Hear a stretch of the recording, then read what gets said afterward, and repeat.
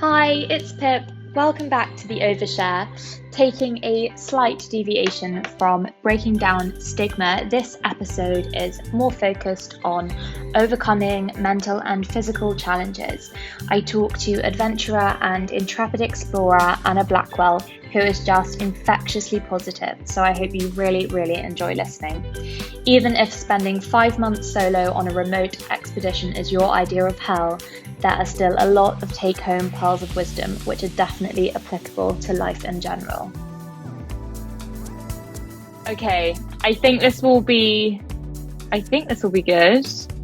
And I think that might be the last adjustment. Okay, let's get started. Just for a bit of context and a bit of background, do you kind of want to explain who you are and how you've got to where you are right now in your beautiful little cottage in rural Cornwall? And I've kind of already said that we met completely by chance on a tiny island in Indonesia because I said to my friend Amy, those girls just said the word Exeter. She was like, no, they didn't. I was like, I'm going to ask them. And lo and behold, here we are. So yeah, a little introduction, a little bit of background would be amazing, and then we'll get stuck in. Okay, so my name is Anna Blackwell. I am an adventurer, writer, speaker, photographer, and currently a master's student as well. Bit of everything. So I did psychology at university, finished in 2016. I graduated, so about 4 years ago now. And from there, it's kind of been a bit of a weird adventure, actually. Finished uni, started working for a law firm, so worked in an office, had a very conventional 9 to 5 for about a year and a half, but kind of always knew that that wasn't what I wanted to do with my life, I guess. While I was at university and before starting that job at the law firm, I'd been off on a number of pretty big adventures, you could say, things like walking 1,000 miles by myself across France and Spain. I spent 5 weeks trekking across Arctic Sweden by myself, and through those I'd really fallen in love with adventure, but then ended up working at a law firm. It was kind of like, oh god, what's happened here? So after a year and a half of that, I quit my job and I went off kayaking across Europe with my friend Kate for 5 months, which was one hell of an adventure, and I'm sure we're going to touch on that today. Getting back from that, I didn't go back to my 9 to 5. I took it as an opportunity to throw myself into being a full-time adventurer, which is kind of what I did for a year and a half or so before starting my master's. So I was earning a living through public speaking, talking about my adventures, doing some motivational speaking, things like that, writing about my adventures, and doing some photography as well, and going off on another couple of trips as well. I think I've had three more adventures since the kayaking trip. I packed quite a lot in.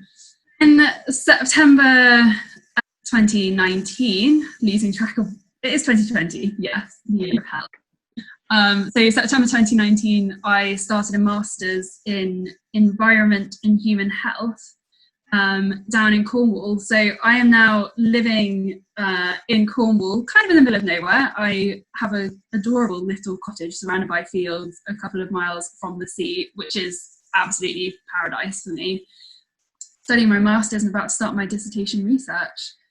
So that's kind of where I'm at now.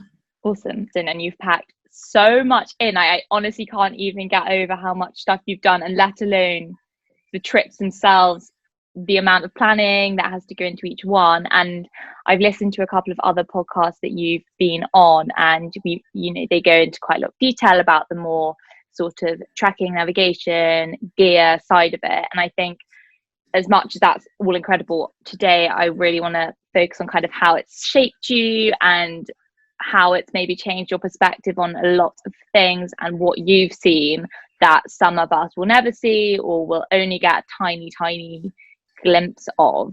And it's just been so fun kind of following your adventures. And I mean, I'm the kind of person who's like to my dad, look at this girl, like, look what she's doing. Look what she's doing. It's amazing that you document a lot of it on your Instagram, which I'll include all the details so people can find you and see what you're up to. So 2018, you did the kayaking to the continent. So that was over 4,000 kilometers to the Black Sea, right? Yes, yeah. From outside the Houses of Parliament. Your friends and family sent you off from. I've seen the photos, like outside the Houses of Parliament on the Thames. Off you go, paddling away. So so many questions for you, which I'll try and kind of condense from me and from other people. So, in terms of adventure, what planted the seed to say, okay, instead of kayaking a really long way, I'm gonna kayak for 5 months? And you only took your boat, right? Your friend Kate. How did you meet Kate? Yeah, it's a bit of a weird story. I did meet her online through a platform called Explorers Connect, which is basically a website that brings adventurers together. So people who have like adventure or expedition ideas could post adverts, being like, I want to do this, but I want someone to do it with, or like I need advice, help. And Kate had posted this advert explaining that she was 19 at the time, and she'd had this idea about kayaking across Europe. She had like a rough route worked out. She kind of thought it was possible. And she wanted to fundraise as well for Pancreatic Cancer Action in memory of her dad. And she was specifically looking for a woman to go with her. And this was when I was still working at a law firm. And I remember it was like a Monday evening or something. I saw this advert and it captured my attention. I don't know why. There was just something about it. I was like, I want to do that. I want to do that. So completely on a whim, I emailed her and was like, this sounds really interesting. I'd love to hear more. But she had posted that advert 3 months before I saw it. And in that time, she'd had over 80 women from around the world reply to it. And she had already narrowed it down to 2 women who she had told that she would let them know within like 24 hours of my email, which of those 2 women was going to be the chosen one, essentially. And she was like, look, if you can send me a bit about yourself, like right now, then I will consider it. So I was like, oh my God, pressure. So I just fired off this email, like really briefly introducing myself, explaining that I was 24 at the time, I think. And, I lived in Oxford then. Gave her a little summary of my expedition, adventure, kayaking experience, all that sort of stuff. And she emailed back straight away. And it turned out she had actually gone to the same school as me. She'd been 5 years below me at school in Oxford. And the most bizarre thing was she was also back living with her mum at the time. So she was literally a couple of miles away from me. So we took that as a pretty good sign. And the next afternoon, so less than 24 hours after I had seen that advert, we had a chat on the phone, hit it off instantly. And yeah, we kind of just didn't look back from there, as we were both like fully committed to doing it. I think we even like had a conversation of like, shall we do this? It was just like assumed that it was just happening. That's so lovely, and it's just the most phenomenal story anyway. But to hear that as well, and how you met, and it's almost like fate. Did you feel like a bit of a big sister to her if she was 5 years? Oh, massively, especially like the experiences that we went on to have. Like we very much view each other as sisters now. Like we are so close, but also have that kind of sister bond where we will just be like very brutally honest with each other. And we have weathered a lot of storms together, literally, which is just, yeah, we have such a strong bond now, which is so, so special. Oh, a little sis. Honestly, it's so lovely. And what were the chances that you were both living back at home in the same area, and for you to see like an advert which was probably about to expire because it was getting on a bit? Oh, that's really magical. I didn't actually know that. That's so fun. So then you plan this route, you plot this route. Over 4,000 kilometers, going to take you over how many months? 5 months? Yeah, so we had anticipated that it would take us about 3.5 to 4 months, but a lot of things went wrong, so it actually took us 5 months exactly, which is, quite a long time. Yeah. So you go from having not met or not remembering meeting at school to spending 5 months with just one another, in a meters distance apart because you're in this kayak. And how do you decide who goes at the front and the back, or do you swap? So when we first got in a kayak together, it was probably 5 or 6 months before we actually set off on the trip, we started training for it. And we'd found a kayaking club in Oxford who were happy for us to borrow their equipment, and we had like a coach there and stuff. And the first day that we went out in a kayak together, we decided that Kate would go in the front, because in that particular kayak, that's where the steering was controlled from. And Kate is a rower, so she kind of had more experience on the water. She knew how the steering would work. So we were like, okay, we'll put Kate in the front because that will make this a little bit less stressful. It actually turned out that we were really natural in a boat together. It was bizarre how quickly we just picked it up together. And then when we got given our actual expedition kayak, he's called Benji the kayak, the steering was in the back. So then I actually ended up being the one that did the steering on the actual trip, but we kept Kate in the front because by then that was just what it was, and we didn't change it because we were happy in those seats. That's amazing. And I saw, where is that kayak right now? So Benji is actually down the side of my parents' house in Oxford, which is kind of sad, but the difficulty is he's about 8 meters long. So he is now too long for the car that I have. So I can't actually transport him, and neither can Kate. So he's on an extended holiday at the moment.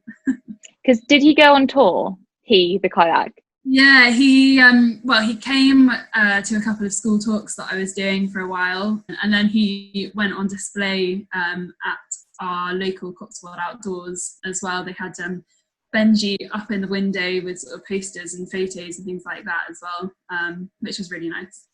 It's amazing. And then what was your fundraising total? Because I remember it was just phenomenal, and this is all for pancreatic cancer in memory of Kate's father. We raised, I think it was £58,000 in total, which, like, I still can't believe that. When we started talking about how much we wanted to fundraise, I think our target to start with, it was £5,000. We were like, that seems like a reasonable amount.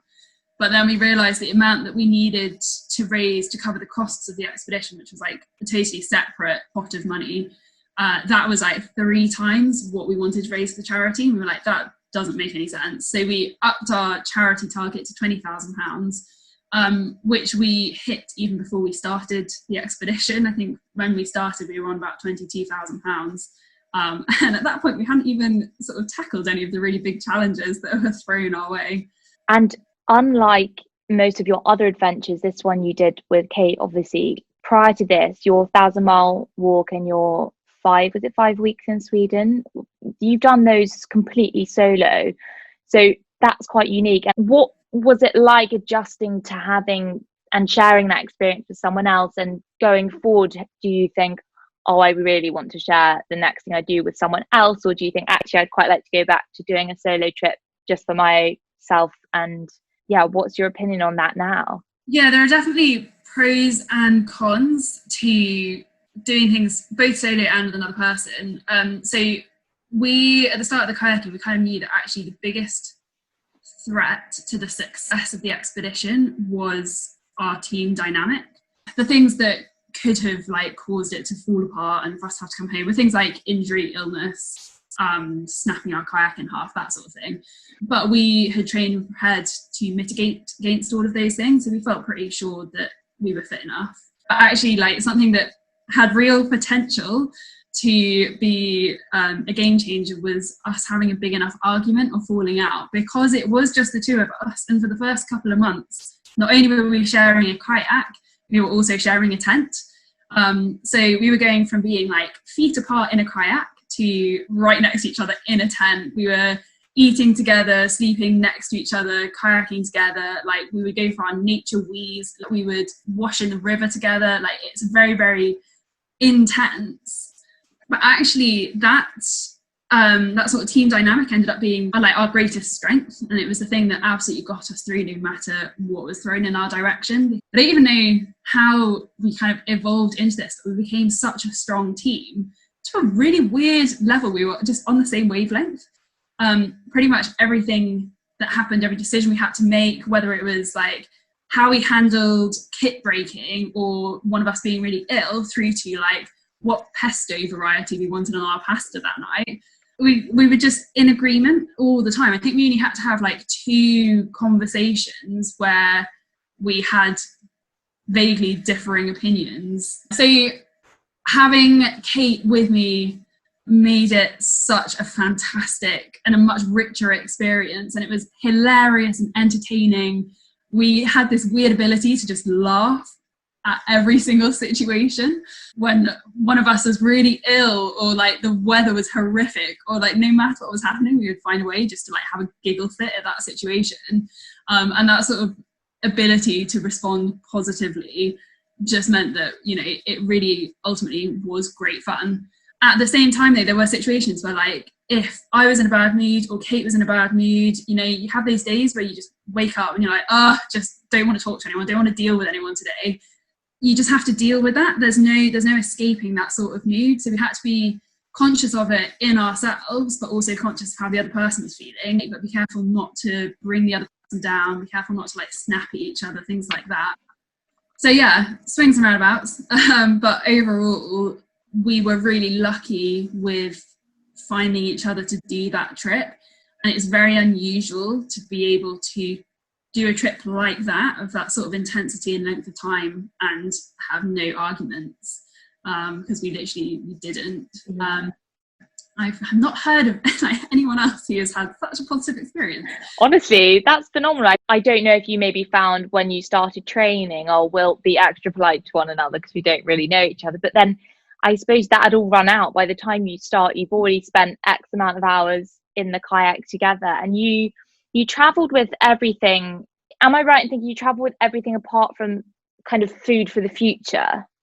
Yeah, so we had all of our camping stuff, all of our kayaking kit, first aid kits, all of that sort of stuff. And then we would buy food anywhere from every sort of 2 to 3 days to, I think the longest we did was like 10 days or something, carrying food for that amount of time.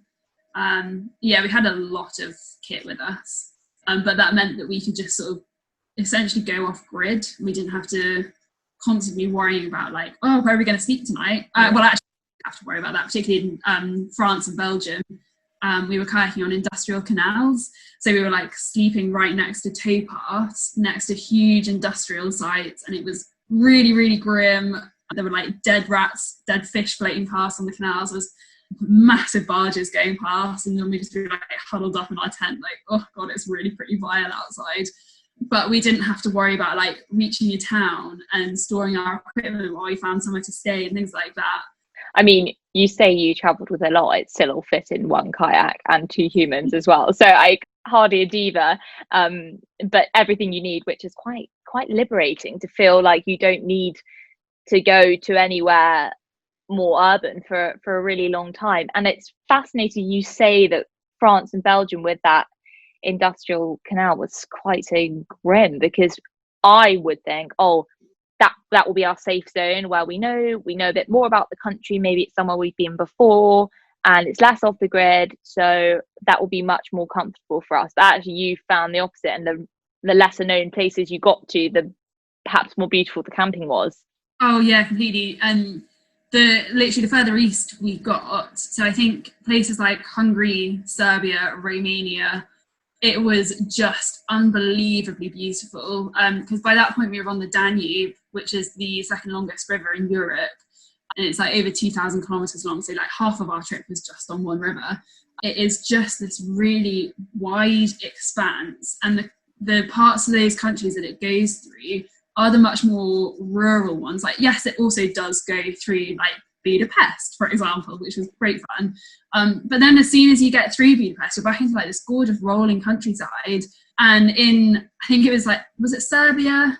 There were just like forests on the sides of the rivers, and the water level was really low. So there were these just sandy beaches exposed to the side of the rivers. And we were literally camping on like beaches and little sandy islands every night, watching the sunset and the sunrise and feeling like we were just away from everything and away from everyone. And then occasionally be like a little fisherman floating past on a really rickety boat. But it was so magical. And the people, actually it was the people that we met in those countries that really blew us away. Before we left, quite a few people had voiced concerns over 2 young women travelling through parts of Eastern Europe that they viewed as being unsafe, or they thought that people posed a threat to us, and that like would be robbed by Serbian fishermen, that people thought that like we were just taking this unnecessary risk and actually we should just stay at home. But all the people that were like saying that sort of stuff and coming up with all these negative comments, they never actually travelled to those places. Like maybe they'd been to Budapest, but they maybe hadn't actually gone further into the country. And we found that those people just were so generous and so kind, and they were really taken aback by us being there as well. They'd never seen anyone kayaking through their village, for example, past their fishing hut. So they wanted to welcome us even more. They wanted to show as much hospitality as they could. So, oh man, some of the interactions we had and the moments we shared with people were just so incredible, and the sorts of things that you don't experience those moments unless you're willing to put yourself into that situation. So honestly, it gives me goosebumps. That's so lovely. It's really strange, actually. Like you say, it's those landmark places like Budapest, which sells as a holiday destination, where actually you might experience more unpleasant things, and then you get to places where they don't necessarily have the same lifestyle that lots of other people have, and they're the ones who have less to give but more to give. I mean, just things like, you obviously wild camping for the vast majority of it, but things like if you needed to charge your charger, did these people take you in and kind of cook you supper, or what kind of hospitality and generosity did you encounter? Oh my gosh, so much. So right from England, actually, we received just copious amount of hospitality. So the end of our section around the Kent coast, for example, so we started in London, down the Thames, around the Kent coast before kayaking across the Channel. Pete and I literally like crash landed on this stony beach, and there was a guy on the beach. He turned out he owned a hotel just up the lane, and he like shipped us up to his hotel, put us in a room for the night. He brought us bacon sandwiches, treated us to like a dinner and wine that evening, just because, well, he'd seen us, like, when I say crash landed, I mean Kate had a bruise on her leg that lasted like 3 weeks, but he had seen us and was furious. And so many times throughout this trip, people noticed that we were doing something different, and that kind of made us more approachable, and they'd be like, what are you doing? Like, where have you come from? So in France, we, having survived the really, really grim industrial canals, we then ended up in this really beautiful canal that's popular with holidaymakers. And we discovered that if we camped next to moorings for these holiday boats, or if we even just like tied our kayak up and hopped out to have a snack, people would be like, why are you in a kayak? Like, what are you doing? Where have you come from? And we're like, oh, we've come from London. And they'd be like, no, not where are you from? Where have you come from in the kayak? And we'd be like, yeah, we came from London in the kayak, which was immediately always followed by, but what about the Channel, La Manche? Like, how did you cross the Channel? And we were like, in the kayak. Like, then people were like, that's not possible. Like, you can't have done that. And we would get our tracking map up and our website and be like, no, we have done that, but we're only like 800 kilometers into a 4,000 kilometer trip. So like, this is early days. And that would then prompt people to be like, well, what can we do to support you? For about 2 weeks, every single day we were invited onto boats for evening drinks, like really nice sundowners. We had dinners on boats, showers, which was amazing. Oh.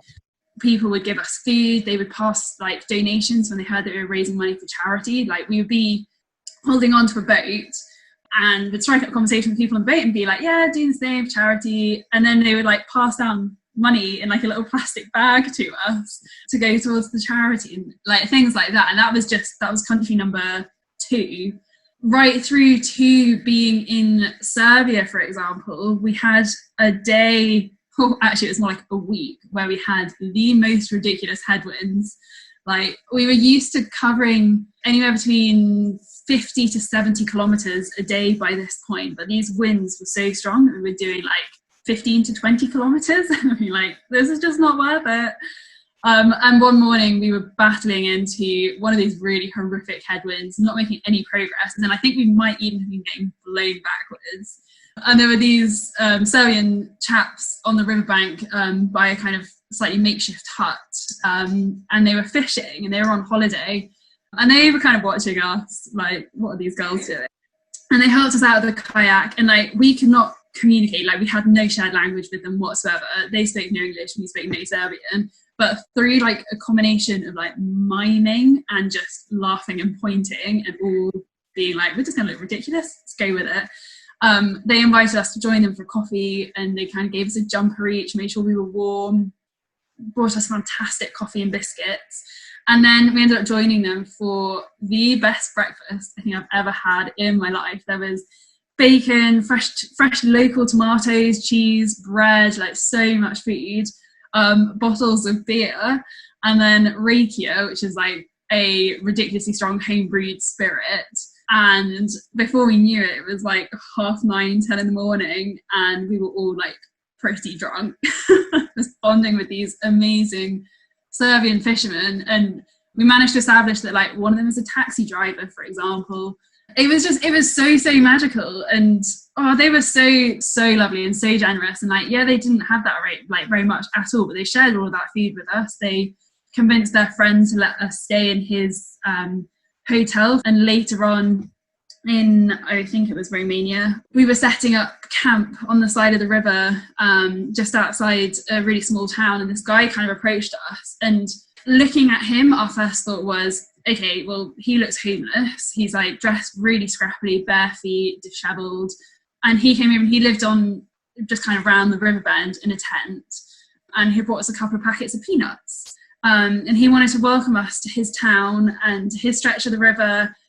He gave us these peanuts and was like, this is, what I've got to give you. I live around there. My friend is like up there. Come and find us if you need anything, like, welcome. And it just goes to show that, like, as you said, like the people who have the least material wise, often they're the people who have the most generosity and the most hospitality and kindness.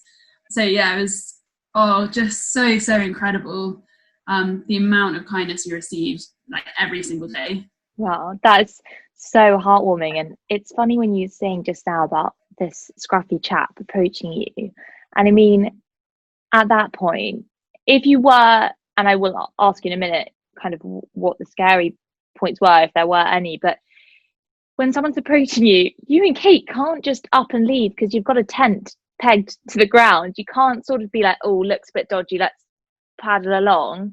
You just surely have to sort of sit and wait it out, because you're not about to leave your one and only home you have with you in your boat.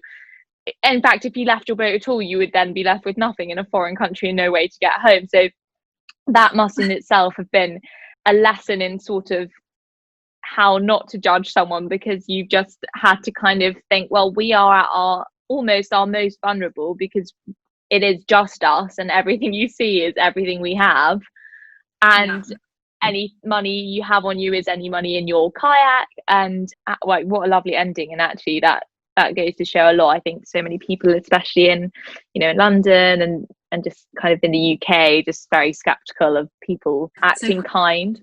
So going on from that, what were the really scary moments? And not just the kayaking trip, but you on your own as well. I'm sure there have been many. What were the moments that really had you thinking, is this curtains?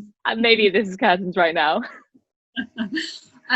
Interestingly, with the kayaking trip, and also the kind of the much more remote solo wilderness trips that I've done, I very rarely felt fear because of other people. I think I've been quite lucky. I don't know whether it's the situations I found myself in or my perspective, but I've only ever really encountered kind people, or at least people who don't intend any harm, which I do not take for granted, because I know that's not the case for a lot of people. Situations, that doesn't mean I haven't had any close calls. Kayaking, there were a few moments where things got a little bit sketchy, and in hindsight we were like, well, that could have been it. So Kate nearly died. I can laugh knowing that the situation was fine in the end. But basically, at the end of every day, when we were on the canals, we needed to find somewhere to pitch our tent for the night.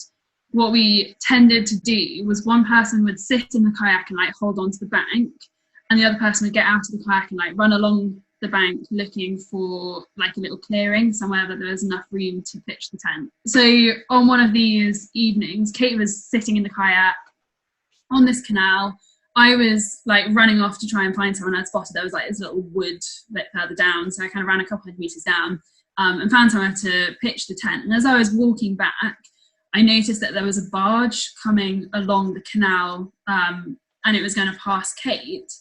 Now the thing, these barges are absolutely massive. They're like a couple hundred meters long. They weigh a ridiculous amount, and they cause the water level to like drop, and then you get the wash behind them.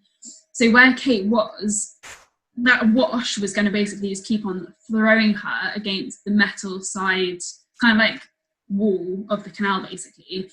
And I was like, okay, this is not a good situation. She's probably not going to be able to like maintain her grip. Kayak potentially going to get smashed to pieces. Kate potentially going to get dragged under the water. So I kind of started jogging, like, hey, Kate, I need to get back to her. So I'm running along and notice that there's a second barge overtaking the first barge, which obviously is going to make the situation so much worse. So I'm like, oh shit, right, okay, now this situation's bad. So I'm flat out running, at which point I notice there's a third barge and like coming behind these two. So running along, screaming like, Kate, Kate, oh my God, Kate. I can't hear her, I can't see her, I can't quite work out where along the bank I had left her. And when I finally got to where I thought she was, I couldn't like see her as well. So I was like fully prepared to like see some scraps of our kayak left and like, Kate face down.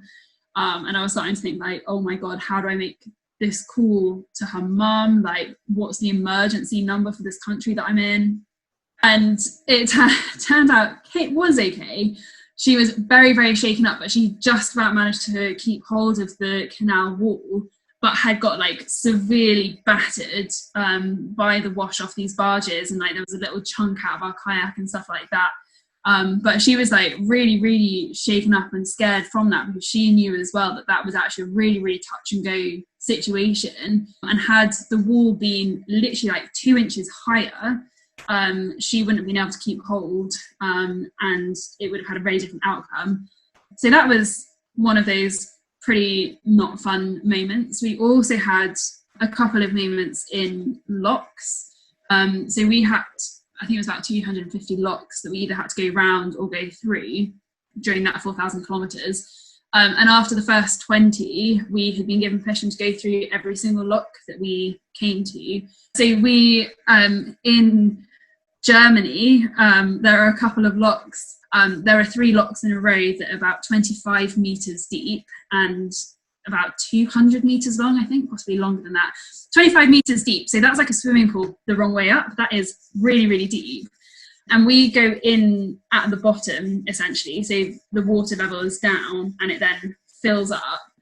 And it's not like little locks that you see on canals around England, where it's like, oh, they're nice and friendly and gentle, and the water kind of like trickles in through the gate at the front, and you know, you operate them yourself. These are like really hardcore industrial locks that are operated by someone who's at kind of a base 40 kilometers away. And in these ones in particular, these really, really big ones, the water doesn't come in through the front, it gets forced up from below the surface, from the bottom of the lock. And it's forced up with such power that it creates these eruptions of water across the surface of the lock.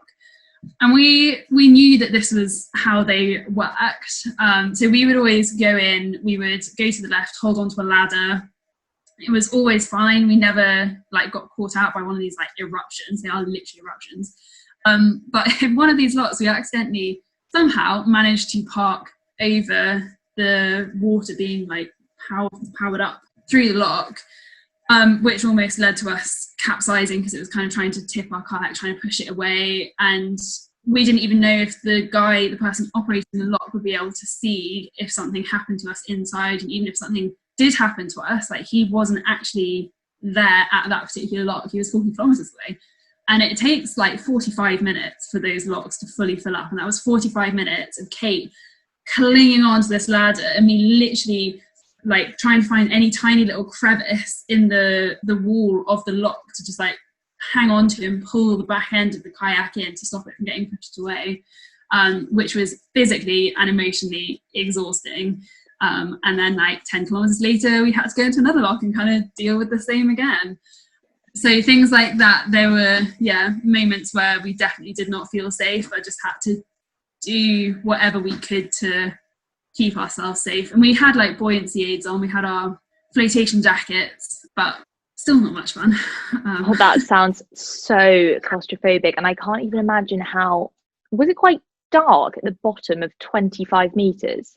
It's so creepy. Like, you go in and the gate, depending on what sort of lock it is, either you have like two gates that close, kind of like doors close, or some of them, the gate comes from below the surface and it like rises out of the water. And then there are also ones where the gate closes, it like drops down behind you. And that is a really, really horrible moment, because you're down at the bottom of this lock, you feel like you're in just a massive watery grave, and then you get shut in, and mechanical sounds as well. There's like all this clanking and groaning, and it's really not fun. I've got videos on my phone of being in those locks, and even like looking back at them now, it kind of makes me shudder. They're not fun places to be. Honestly, sounds completely terrifying. I would be awful in a situation like that. But I suppose with hindsight, you can kind of have a whole new perspective on all of that kind of thing. And actually, one of the questions I had for you is, what sort of impact has it had on your dealing and your perspective on your coping mechanisms with fear versus panic? I mean, you're quite chilled, easygoing. I guess everything's always quite well planned, so there's less need for panic. But yeah, looking back, do you think I was panicking unnecessarily, or what's your kind of whole new take on a situation like that if you were going to encounter one again? I think I've always been quite good at not panicking too much, but having dealt with some of the situations that I've been in, like being in those locks, or having like kit break, for example. One of the trips I did in Arctic Sweden, a couple of days into like a 5-week trip, my tent collapsed on me, and I was alone hundreds of miles away from like anything, basically. And in that sort of situation, like, it'd be very easy to be like, oh my god, everything is falling apart, my tent literally doesn't stand in the wind, like, what do I even do? But there's no point reacting like that. So I think I've kind of honed the art or the skill of just like pausing, taking stock of the situation, regrouping, being like, okay, this is now the situation.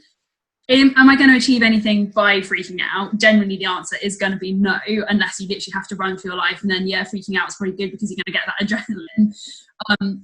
Luckily, I don't often find myself in situations where I have to peg it. So, like, stopping to just reflect on what's going on, what your strategy should be, trying to work out actually what the factors are that you can control. So, like, when you're in a lock, the only things you can really control are how tightly you hang on to that ladder rung or that little crack in the wall. So then you focus on the things that you can control, that are going to help your outcome somehow. And there's kind of no point overly stressing about the things that are outside of your control. There's not really much to be gained from that, other than potentially a learning later down the line, when you can actually kind of reflect back on the situation, be like, why was that not within my control? What could I have done differently to actually have been able to have more authority in that situation? But yeah, I think being like a really chilled, pretty level-headed person comes in very handy. I'm quite jealous. I'm definitely a more of a fight or flight, whatever it's called, fight or flight kind of person. I'm always on edge, even on the tiniest thing. Is it all right if we get into some questions? Because that should be a nice way to kind of draw everything together. So where does your sense of adventure come from? I get asked this like quite a lot, where I don't entirely know. So growing up, like, I was always quite outdoorsy. I did a lot of sort of day walks with my family. I spent a lot of time outside. I was a horse rider, things like that. But I was never particularly adventurous. I think I can probably trace it back to my gap year, like probably quite a lot of people. It was the first time I had the opportunity to go off and do something a little bit different. And I went to Central America, and part of what I did there was trekking for a couple of weeks in Costa Rica.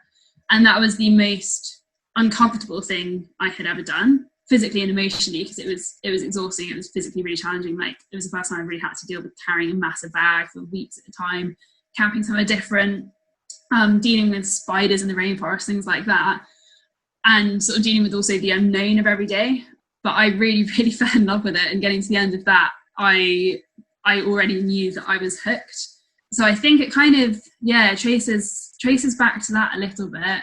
I also had sort of people in my life and stories of like relatives and things like that. So my grandparents were missionaries with a Swedish church. My mum's Swedish, and I'd heard stories growing up of my grandparents living in Africa in the bush and the sorts of things that they would do. My granddad going off for weeks at a time in his truck and like camping on the top of it, and my grandmother having to like kill snakes in the garden, and little things like that. I think they must have just like seeped in at some point. So kind of a combination of all different things here, these experiences. And that sense of accomplishment must just be huge, and it's just all completely your own, not glory, but your own sense of completion and satisfaction, because ultimately it's something you've conjured up yourself and you've executed on your own, and you're really young and you've managed to cope with all the ups and downs, and then to come home and be like, wow, I am so hooked on that feeling of how amazing it is to feel and complete those kinds of stuff. And it isn't just for your own gain. I know you've contributed to some research going on, which is amazing. And there was another question basically asking, have you seen damage to the planet even in the more remote parts of your adventures you've done, and has that kind of awful damage from climate change seeped into even 500 miles deep in Swedish forests? Like, what has been the perspective you've had on that no one else really has? Yeah, absolutely. So thinking of Sweden or Scandinavia, the trips that I've done up there have generally been in the Arctic, so very, very far north. And the Arctic is feeling the effects of climate change more than anywhere else in the world. And that is something that I have witnessed firsthand. So last summer, for example, I was trekking across Arctic and northern Scandinavia for about 2.5 months by myself. And the first couple of weeks that I was there, this is kind of the most north you can get in mainland Scandinavia. The temperatures were kind of mid-20s, which is just that's unheard of. It was so hot, and lakes and streams and rivers were drying up. And that was in sort of June, when normally those rivers are in full flow.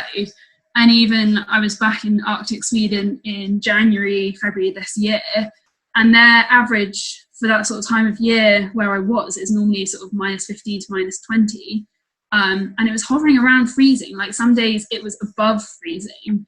And again, like this is a direct result of the way that humans are treating the planet.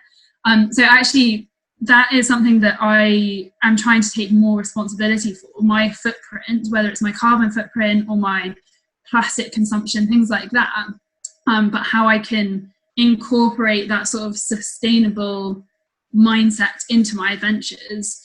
So the trek that I did last summer, for example, it was 1,000 kilometers, starting where Finland, Sweden and Norway meet up in the Arctic, and basically following the Swedish-Norwegian border south for a couple of months.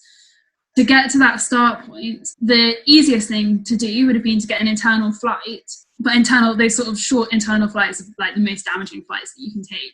So I had no interest in doing that as someone who's like, I try to be environmentally friendly, and that just is counterintuitive to then hop on a flight for like 40 minutes up a country. So instead, I took buses and trains for literally like 48 hours or 50 hours. And you can find there are like carbon footprint calculators online, and you can put in the different forms of transport you're taking, the exact routes that you're taking, and you can compare which ones have the least impact. So I worked out that, yes, the duration of the travel was so much longer, but the impact it had was vastly less than that short flight. So things like that, but also the equipment that I use, like waterproof jackets, the technology that goes into waterproofing most clothing is really damaging to the environment. It uses chemicals that don't biodegrade. And again, as a nature lover, someone who spends a lot of time outside, like, it feels ridiculous that you're wearing an item of clothing that is detrimental to this place that you care about. So put in like quite a lot of time researching alternatives, and there are so many companies, and increasingly outdoors companies and like fashion brands in general are really, really starting to harness new technologies, new fabrics, ways of manufacturing clothes that use less resources. They use recycled fabrics. There's less water consumption going into it, their packaging. So yeah, trying to be sort of more cognizant of how what I'm doing is impacting the planet around me. Yeah, for sure. I, for one, I'm sure lots of people will have never thought about that in terms of, yes, buying from unsustainable places, but you'd never think buying a waterproof coat, which you're going to keep and have for 25 years, is actually sort of dripping in like harmful chemicals. Really insightful. I had no idea about that. Let's have another question. Do you find it really hard to adjust coming home, or are there lots of home comforts you've always been craving while you've been away? Oh, coming home is generally the worst thing about going away. So I don't generally crave home comforts, even when I'm spending weeks or months in a tent and only washing every sort of 2 weeks and never washing my clothes, things like that. I don't really care about that. Much as I do love staying clean, I also find it really easy to adjust to just generally being a little bit gross all the time. I tend to miss things like fresh fruit and fresh vegetables more than anything else. Coming home, the adjustment there is really, really tricky. And post-expedition, post-adventure blues is now like a recognized thing, a recognized phenomenon, basically, because you do have this like massive shift from being on an adventure or an expedition or even traveling. Like maybe you're just away for a couple of days, but you have a very clear goal every day. So, for example, kayaking, our goals broke down to covering X number of kilometers, finding somewhere to sleep, and eating enough food to fuel ourselves through the day. That was kind of all we had to think about. On the treks where I'm like up in the Arctic, you don't have the distractions of social media all the time. I generally have my phone on airplane mode, even if there is signal there, because I just don't want that. I don't want the infiltration of the outside world to like tamper the experience that I'm having. So then going from that sort of like clean sort of experience where you're not dealing with this constant bombardment of notifications and social media and the news, to then coming back and having that constantly at your fingertips, whether you want it to be there or not, and also suddenly having all these different options of like goals and things that you can be doing every day, that's really hard to adjust to. So there are things that you can be doing. This applies to like if you've gone backpacking or just traveling, or even if you've been on holiday and you come back and you're like struggling with that, going back through like your photos and videos, journals, if you write journals as well, reliving or continuing to live that experience is really helpful. Surrounding yourself with people who understand what you're going through. So like if you went traveling with a friend, keep on talking to that person about the experiences you've had. Like they'll probably be feeling pretty shit about it as well, about having to come home and like, oh, back in rainy England. I do realise that like post-holiday conversations is probably on hold for quite a while. But yeah, so it is a pretty grim time, and it always inevitably hits at some point. But trying to find little goals to set yourself each day to try and recreate that sort of structure is a good way to deal with that. Amazing. And obviously, like you said, I think post-holiday blues are going to be a thing of the past until next year for most people. But loads of people just said, what's next? And someone said, what's next? Would you summit Everest? I suppose those are two different questions. But do you know what's next? And would you summit Everest? I'm going to start with the Everest question. Probably not. I'm not very driven by the sort of, not to massively realise this potentially is really belittling anyone who has summited Everest or wants to. It's a flipping phenomenal challenge, but actually I find less reward in that sort of tick box. Other people love that sort of thing. I don't really like sort of peak bagging. I think the challenges that appeal to me are more the personal internal ones, I guess. So the kind of really long endurance, physical and mental and emotional sort of endurance, the personal experiences, the personal voyages that you go on. What's next is a much harder question for me to answer, actually. So my master's finishes in September. So I kind of had already accepted that 2020 would not be a year with a big adventure, which I'm very grateful for right now, because had this been any other year for like the last 6 years, my travel plans, expedition plans would have been totally scuppered. by coronavirus. So I'm really grateful for my masters at the moment. But I actually don't really know what's going to be next. I've kind of got ideas of things that I would like to do at some stage, places that I would like to experience and visit, and plan some sort of adventure through. Central Asia, for example, just really appeals. Something about the vastness, the remoteness of it, a little bit off the beaten tourist track. Iceland as well, Greenland. Love to go back up to Arctic Scandinavia, even though I literally go to Sweden every single year. I'm okay with that. I'd like to do a winter trip, maybe some ski touring, like a really epic couple of months ski touring. Yeah, I need to try and figure out, I'm kind of getting to that stage where I know that I want to start planning the next trip, so I need to write down some ideas, get some maps out and start having a think. So watch this space.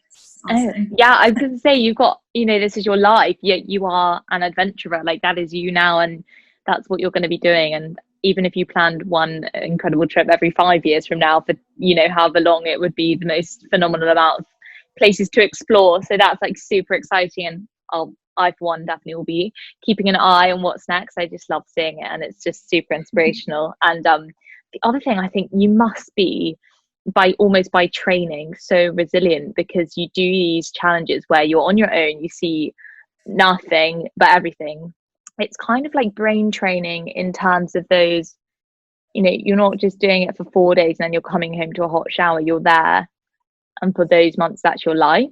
You are fully responsible for everything. And it's almost like some of those workouts that people say, okay, you've got to do 20 burpees 20 times, and you think, why? It's not because of the effects on your body, it's because if you can do that and you can get through that in your head, you'll come out so much stronger and so much easier to kind of combat any other challenge going forward. I don't know if you found that it's made you a more resilient person in that sense. Yeah, it absolutely has. And there's actually loads of research around adventure expeditions, adventure education as well, things like Duke of Edinburgh, all of those things, and how powerful they are in building resilience, self-efficacy, so like your belief in your own capabilities, sense of self, like who you are, sense of your self-esteem, all those sorts of things. And like without a shadow of a doubt, the experiences I've had on all the adventures that I have done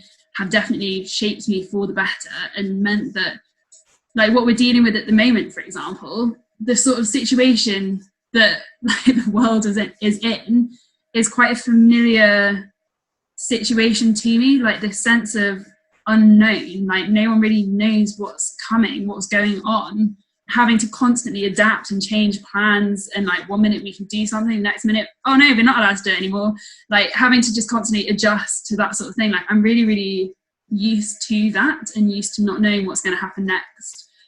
And being, resilient. Actually, resiliency is something that I'm particularly interested in. My master's dissertation is going to be all about adventure and resilience. But in the autumn, hopefully I'll be able to actually publish some articles and things about what I've been researching and my findings, because it is a really, really powerful way of developing resilience, enhancing it. Amazing. And for people that don't know, your undergrad was in psychology, so that's kind of a really amazing connection between all of that. And then finally, the last question is one that I really wanted to ask someone who I think of as super brave and just very courageous, and you very much do you, and you're thriving and you're living. What is your kind of advice for either your younger self or someone who just couldn't think of anything worse than a 9-to-5, and it's not for them, but society's saying to them, you should, like, you've had an education, you've been to university as well, like obviously you need a 9-to-5 in consulting or marketing. And what kind of advice would you like to tell someone who is struggling with that do I, don't I at the moment? First of all, I would say don't listen too much to the advice people around you are giving. Like, you have to trust your own intuition a lot, and quite often, particularly if your parents have an opinion, they're from a very different generation, and their set of experiences is very different to what to the kind of the opportunities that are available to us now. So talk to people who are doing something different, who actually may be able to give you sort of concrete advice that relates better to what you think you might be interested in. And be careful with paying too much attention to negativity as well. There are always going to be naysayers, there are always going to be people who don't think your ideas are possible. That's just a load of bollocks. That's coming from their own point of fear more than anything. So that's the first thing I'd say. The second thing, find your values. Think about the things that really motivate you and drive you. And if you can try and channel those into a career or work or a big project, then that is something that's going to give you sort of the motivation and the grounding to persevere at it. For example, like, I know going off and being an adventurer is definitely not everyone's cup of tea, but the things that I find rewarding from it, and the things that motivate me to keep going, are really, really powerful, and they get me through those shit moments where I'm like, oh my gosh, I haven't been paid for this piece of writing, I haven't been paid for that talk yet, like, why am I doing this? And then I'm like, okay, let's take a step back, let me think about why I am actually doing this. And when I stop and sort of reflect on it, that just kind of refuels my drive, I guess, and my sense of purpose and direction. So finding something that gives you that purpose, those values that act as drivers for you, that's a really, really good starting point to start sort of creating a life around it.